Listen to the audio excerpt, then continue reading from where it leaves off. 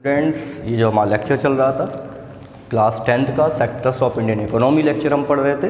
इसमें जो हमारा टॉपिक है सेक्टर्स का डिवीजन हमने पढ़ा। सबसे पहले पढ़ा हमने जो रॉ मटेरियल यूज हो रहा है उस बिहाफ पे, प्राइमरी सेकेंडरी टर्सरी, इसके बाद जो वर्किंग कंडीशन उसके बिहाफ पे, ऑर्गेनाइज्ड और अनऑर्गेनाइज्ड। अब हम पढ़ेंगे sectors in terms of ownership, ownership के बिहाफ पे सेक्टर्स, तो public sector and private sector. तो another way of classifying economic activities into sectors could be on the basis of who owns assets and is responsible for the delivery of services। तो एक जो और तरीका है classifying economic activity into sectors, sectors में activities को classify करने का, जिस तरीके से हम एक्टिविटी को क्लासीफाई कर सकते हैं which owns assets and responsible for service की डिलीवरी को लेकर के, और जो एसेट्स है, जो सामान है, जो गुड्स हैं, उस पर ओनरशिप किसकी है, इस बिहाफ पे हम और सेक्टर्स को डिवाइड कर सकते हैं। तो सेक्टर्स को दो पार्ट में डिवाइड करेंगे, पब्लिक सेक्टर और private sector.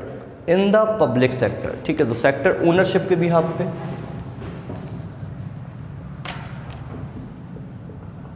Terms of ownership, ownership के बिहाफ पे सेक्टर क्या होते हैं, दो टाइप के हैं, ठीक है, एक पब्लिक, दूसरा प्राइवेट। तो पब्लिक सेक्टर क्या होता है, जिस सेक्टर पे ओनरशिप किसकी हो, गवर्नमेंट की हो, वो पब्लिक सेक्टर। जिस पे ओनरशिप किसी पर्टिकुलर पर्सन या इंडिविजुअल या ग्रुप ऑफ इंडिविजुअल्स की होगी तो वो क्या कहलाएगा, वो कहलाएगा प्राइवेट सेक्टर। तो in the public sector the government owns most of the assets and provide all the services। तो पब्लिक सेक्टर में जो ओनरशिप है एसेट्स पे और सर्विसेज प्रोवाइड करने पे वो किसकी होती है, गवर्नमेंट की होती है। जबकि प्राइवेट सेक्टर में ओनरशिप ऑफ एसेट्स, एसेट्स पे ownership and delivery of services, और सर्विसेज का delivery in hands of private individuals और कंपनी, प्राइवेट इंडिविजुअल या कंपनी के हाथ में होता है। रेलवेज और post office is an example of the public sector, ठीक है, जो रेलवे और जो पोस्ट ऑफिस है is an example of the public sector, ठीक है। तो जो रेलवे हैं, जो पोस्ट ऑफिस हैं, ये एग्जाम्पल हैं पब्लिक सेक्टर का। Various companies like Tata iron, steel company limited और रिलायंस इंडस्ट्रीज आर प्राइवेटली आउन, ठीक है। तो जैसे पब्लिक सेक्टर में क्या आ जाएगा, पब्लिक जैसे रेलवे हो गया, ये क्या है, ओनरशिप गवर्नमेंट की है, रेलवे, पोस्ट ऑफिस, ये किस में आ जाएगा, ये पब्लिक सेक्टर में आ जाएगा। प्राइवेट सेक्टर में जैसे कोई भी कंपनी हो गई, ठीक है, रिलायंस हो गई, टाटा हो गई, ठीक है, अपना क्वेस्ट फॉर एजुकेशन हो गया, ठीक है, ये क्या है, ये प्राइवेट सेक्टर में आएगा, ठीक।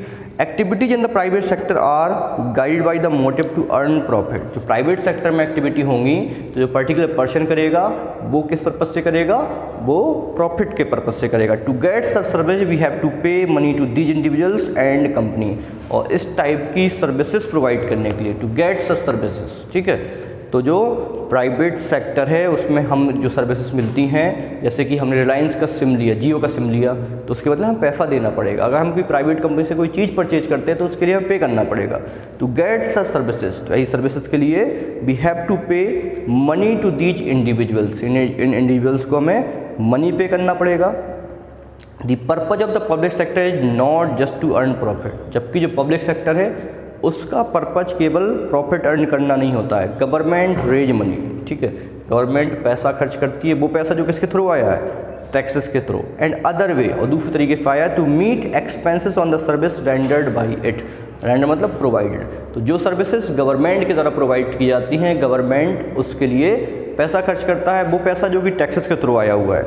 Modern day government spend on a whole range of activity, modern time पे गवर्नमेंट बहुत सारी एक्टिविटीज़ में इन्वॉल्व होती है। व्हाट आर दी एक्टिविटी, तो एक्टिविटी अगर हैं क्या, why do government spend on such activity, government इन एक्टिविटी पे स्पेंड क्यों करती है, let's find out. There are several things need by the society as a whole but which the private sector will not provide at a reasonable cost. तो there are several thing, बहुत सारी चीज़ें हमारे country में, हमारे world में ऐसी हैं नीड बाई सोसाइटी, जो कि पूरी की पूरी सोसाइटी एज अ होल, यानी कि पूरी सोसाइटी को नीड है, ऐसी बहुत सारी सर्विसेज हैं, ऐसी बहुत सारी गुड्स हैं, but with the private sector will not provide at a reasonable cost. अगर वो चीज़ प्राइवेट सेक्टर प्रोवाइड कराएगा तो रीजनेबल कॉस्ट पे प्रोवाइड नहीं करा पाएगा। तो some of the needs spending large sums of money, ठीक है, सम ऑफ दी नीड्स, तो इसके लिए क्या आवश्यकता है, spending some large sums of money, बहुत सारे पैसे की रिक्वायरमेंट होती है which is beyond the capacity of the private sector. कुछ सर्विस ऐसी है जिसके लिए बहुत सारे पैसे चाहिए जो कि प्राइवेट सेक्टर की कैपेसिटी के बियॉन्ड है, कैपेसिटी के बाहर है। Also collecting money from thousands of people who use this facilities is not easy. Also collecting money from thousands of people, इसके अलावा हज़ारों लोगों से पैसा कलेक्ट करना, who use this facilities is not easy. Also collecting money from thousand of people, हमने मान लिया कोई सर्विस प्रोवाइड करना है, इसने स्टार्ट भी कर दिया प्राइवेट सेक्टर ने वैसी सर्विसेज जो कि सब लोगों को आवश्यकता है, बहुत ज़्यादा लोगों को आवश्यकता है। तो also collecting money from thousands of people, तो हज़ारों लोगों से पैसा कलेक्ट करना आसान नहीं है। गवर्नमेंट करती है तो पुलिस की हेल्प ले सकती है, सब कर सकती है, तो आसानी से पैसा मिल जाएगा, लेकिन प्राइवेट सेक्टर करेगा तो उसके लिए डिफ़िकल्टी होगी। तो even if they do provide these things they would charge a high rate for their use. और ऐसी जो चीज़ें जो कि सबके लिए आवश्यक है, even if they do provide these things, अगर मान लीजिए उन्होंने ये चीज़ें प्रोवाइड भी कर दी, even if they provide these things they would charge a high rate for their use, तो इनकी यूज के लिए हाई रेट पे करेंगे। Example are construction of road, जैसे रोड्स का कंस्ट्रक्शन, ब्रिज का कंस्ट्रक्शन, रेलवे का कंस्ट्रक्शन, हार्बर यानी कि पोर्ट का कंस्ट्रक्शन, जनरेटिंग इलेक्ट्रिसिटी बनाने का काम, प्रोवाइडिंग इरीगेशन थ्रू डैम्स के थ्रू इरीगेशन फैसिलिटी प्रोवाइड करना। Thus government have to undertake such heavy spending, तो गवर्नमेंट क्या करती है, ये सब जो काम है government have to undertake such heavy spending, तो ये सब स्पेंडिंग गवर्नमेंट अपने अंदर में करती है। एंड इंश्योर दैट, और ये इंश्योर करती है कि these facilities are available for everyone, ये फैसिलिटी सबको मिल सके, ठीक है, इसके लिए गवर्नमेंट कोशिश करती है, ठीक है। तो जो बहुत ज़्यादा पैसे खर्च होने वाली चीज़ें हैं और जो कम रेट पे लोगों को पहुंचानी जो पूरी सोसाइटी को नीड है, वो जनरली काम पब्लिक सेक्टर में आता है, गवर्नमेंट उनको करती है। देयर आर सम एक्टिविटीज, कुछ एक्टिविटी ऐसी हैं with the government has to support, जिसमें गवर्नमेंट को सपोर्ट करना होता है। जैसे देखिए, the private sector may not continue their production of business unless government encourage it.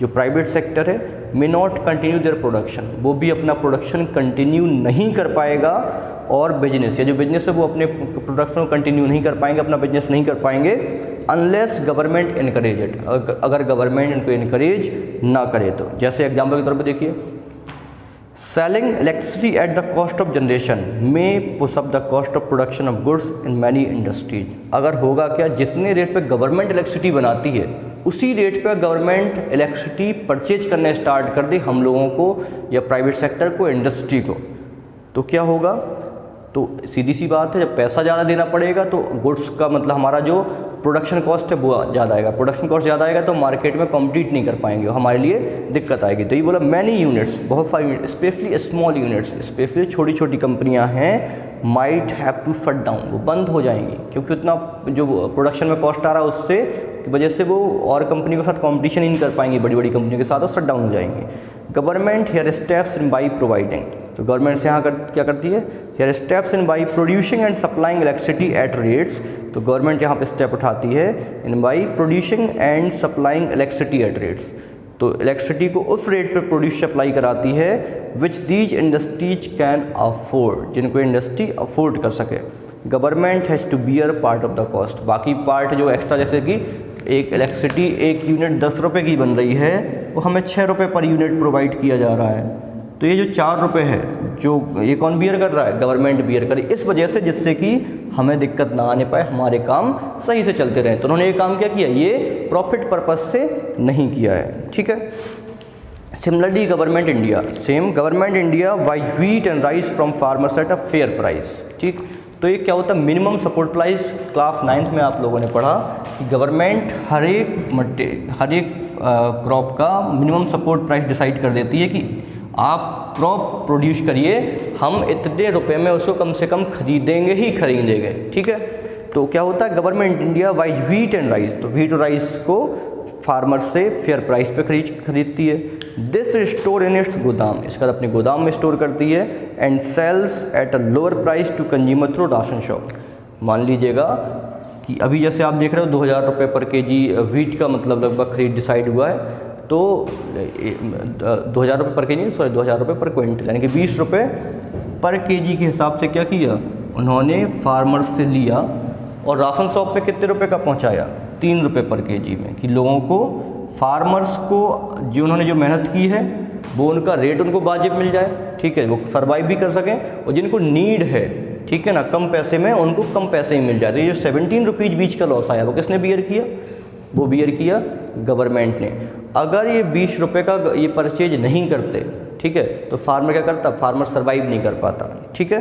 तो ये बोला गया दिस स्टोर इन गोदाम and sell at lower price to consumer through ration shop. तो उस फेयर प्राइस पे फार्मर से खरीदा और हम शॉप में कम रेट पे बेचा। You have read about this in this chapter on food security class 9 economics का जो लास्ट चैप्टर उसमें अपन इसके बारे में पढ़ा है। The government has to bear some of the cost. तो इस कंडीशन में गवर्नमेंट कुछ कॉस्ट बियर करती है। इन दिस वे, तो इस तरीके से गवर्नमेंट सपोर्ट, गवर्नमेंट ने आप फार्मर्स को भी सपोर्ट किया ज़्यादा रुपए में खरीद के, और कंज्यूमर जिसको कम रेट में चाहिए उसको भी सपोर्ट किया कि उसको आसानी से मिल जाए, ठीक, कम रुपए मिल जाए जो एसेंशियल गुड्स है, क्योंकि जो फूड है वो एसेंशियल गुड्स है, वो सबको मिलना ज़रूरी है। तो there are a large number of activities. तो जैसे हमने एक्टिविटी देखी, इस तरीके से large number activity which are the primary responsibility of the government, जो गवर्नमेंट की प्राइमरी रिस्पॉन्सिबिलिटी है। तो food primary responsibility, education primary responsibility है। तो there are large number of activities, बहुत सारी एक्टिविटी ऐसी हैं which are the primary responsibility of the government. The government must spend on these, और गवर्नमेंट को इस पर स्पेंड करना ही करना होगा। Providing health and education facilities for all is one example. The government must spend on these providing health, जैसे health provide करना और एजुकेशन फैसिलिटी प्रोवाइड करना, ये भी एग्जाम्पल है जो कि गवर्नमेंट की एसेंशियल सर्विस है जो प्रोवाइड करेगा ही करेगा। We have discuss some of the issues in the first chapter, ठीक है, हम लोगों ने कुछ इशूज को फर्स्ट चैप्टर में डिस्कस किया। Running proper schools and providing quality education, particularly elementary education is the duty of the government, ठीक है।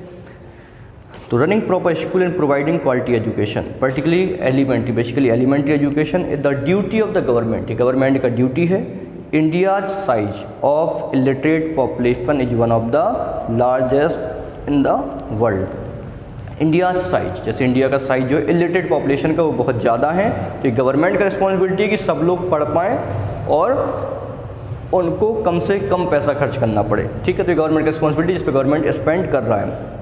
सिमिलरली वी नो दैट, तो हेल्थ एजुकेशन फूड ये गवर्नमेंट की क्या है? प्राइमरी रिस्पॉन्सिबिलिटी, जिसमें गवर्नमेंट काफ़ी स्पेंड करता है, और उसमें जो एक्स्ट्रा जो बीच का पैसा जो वो कौन बियर कर रहा है? गवर्नमेंट बियर कर रहा है।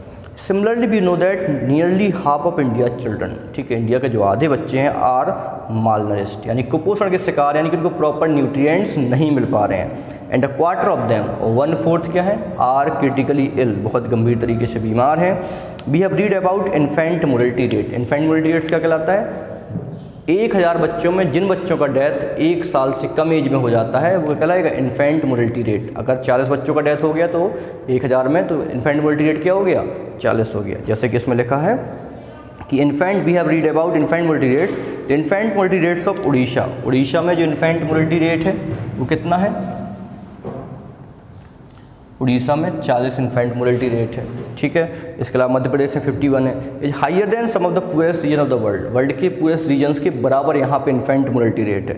तो government also need to pay attention, तो गवर्नमेंट को इन सब लेवल पे भी, ठीक है, इन सब पे भी अटेंशन देने की ज़रूरत है। सच एज अवेलेबिलिटी ऑफ, तो इन्फेंट मोर्टेलिटी के रेट, उसके अलावा availability of safe drinking water, सब लोगों को सेफ ड्रिंकिंग वाटर मिले, कम रेट में मिले। हाउसिंग फैसिलिटीज़ प्रोवाइड हो पुअर को, जैसे कि अभी देख रहे हैं आप दीनदयाल योजना, या फिर जो आवास बनाए जाते हैं, कॉलोनी बनाई जाती हैं, गांव में आवास वितरित किए जाते हैं, इसी के थ्रू है कि हर एक को पक्का मकान मिले, अच्छा मकान मिले। वो पुअर है, लेकिन ये गवर्नमेंट का रिस्पॉन्सिबिलिटी है कि सबको हाउस फैसिलिटी प्रोवाइड की जाए। इसी के लिए सब फैसिलिटी अभी जो मकान आते हैं बनने के लिए गाँव में या शहरों में, कस्बों में, टाउन एरिया में, इसलिए आते हैं क्योंकि उनको गवर्नमेंट प्रोवाइड करती है। तो housing facility for the poor and food and nutrition, तो it is also duty of the government to take care of the poorest and the most ignored regions of the country. ये government का responsibility है कि जो सबसे ignore reason है, जो सबसे पुअर पर्सन है, उनका टेक केयर करे, वो इन एरियाज में इनमें अपनी रिस्पॉन्सिबिलिटी को इंक्रीज करे, ठीक है। तो ये सब वजह, पहले तो हमने प्राइवेट सेक्टर और पब्लिक सेक्टर पढ़ा। प्राइवेट सेक्टर का काम क्या है, रिस्पॉन्सिबिलिटी क्या है, और पब्लिक सेक्टर का काम क्या है। तो हमने बोला कि पब्लिक सेक्टर में जो भी काम है वो केवल अर्निंग पर्पस से नहीं किए जाते हैं। बहुत सारे काम ऐसे हैं जो कि एसेंशियल चीज़ें हैं, जो कि लोगों को, पूरी सोसाइटी को नीड है, वैसी चीज़ों को गवर्नमेंट प्रोवाइड करता है और रीजनेबल कॉस्ट पे प्रोवाइड करता है, ठीक है। इस तरीके से हमारा पूरा चैप्टर जो sectors of the Indian economy था, जिसमें सेक्टर्स के टाइप थे, जिससे हमारी पूरी कंट्री की इकोनॉमी के बारे में पता चलता है, उसको हमने इस लेक्चर में पूरा आज फिनिश कर दिया है। नेक्स्ट लेक्चर में हम नेक्स्ट चैप्टर के साथ, नेक्स्ट बुक के साथ हम स्टार्ट करेंगे। Okay, thank you so much.